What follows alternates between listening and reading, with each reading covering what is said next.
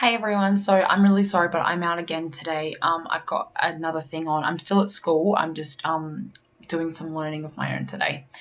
So, inside out drafting feedback. So I'm gonna go through some misconceptions that people might have and talk about some last minute things that you can change. If you've already submitted, and thank you to the people that already have, and you look at this video and you think, damn, I didn't do that, change it and resubmit. That is okay. Just send me a sect message telling me that you've done that. All right.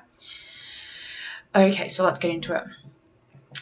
So for the first question, what you want to be doing is really briefly introducing your emotion. You can do your definitions, that's fine. If you need to save on words, you can always put your definitions as pictures, because that's what I used to do for uni assignments, and then it doesn't get counted in the word count.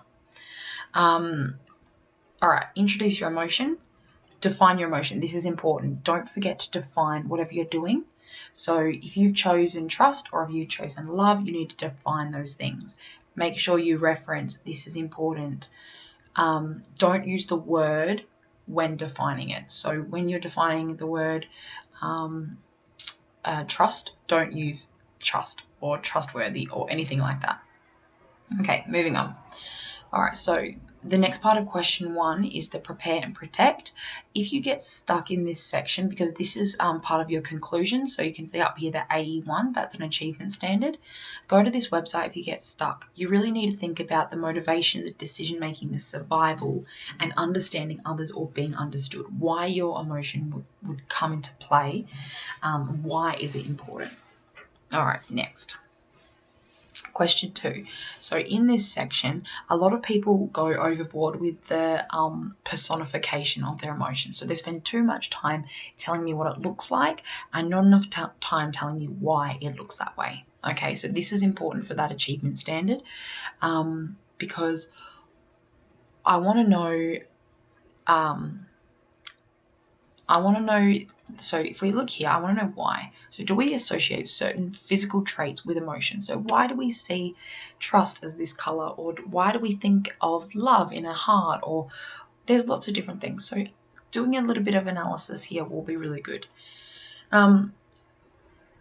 Make sure you use your psych terms in this section, your subjective feelings, expressive behavior, and your physiological responses. That's important. Don't give me definitions of them, but make sure you explain and show your understanding of them. So subjective feelings, you need to think about how subjective memory is, how subjective personalities are. So just keep that in mind too. All right, moving on. For the expressive behavior, I want you guys to be really specific here. So what sort of facial expressions? Talk about verbal and non-verbal communication. Will their nostrils flare? Will their lips be asymmetrical? What sort of gestures will your emotion use? Remember that. What sort of body posture? I'm angry. I'm like, I'm happy.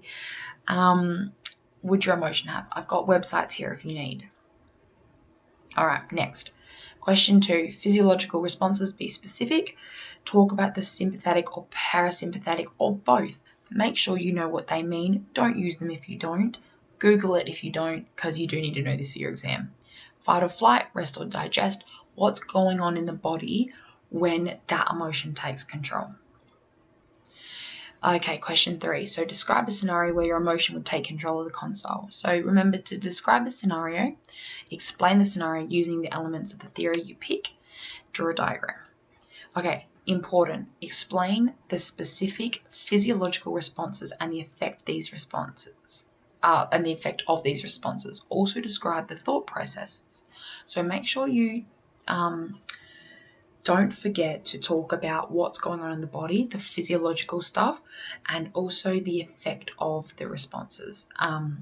Describe the thought processes, be descriptive, and you can do this in a picture so it doesn't count on words, so don't freak out if you're over the word count, or you can explain it in the text, but make sure you get specific in this bit because this is the real emotions part of it. Lastly, with the 4 levels of explanation, you need to be specific again. So talk about why Riley is feeling that emotion. Try not to define it, but tell me why. So if you have a look down here, that should help you. I'm almost out of time, so I'm just going to show you the rubric. Don't forget to read the rubric, analyze it. This will be your best friend and your best hope at getting a good grade. Remember the word count, 750 words.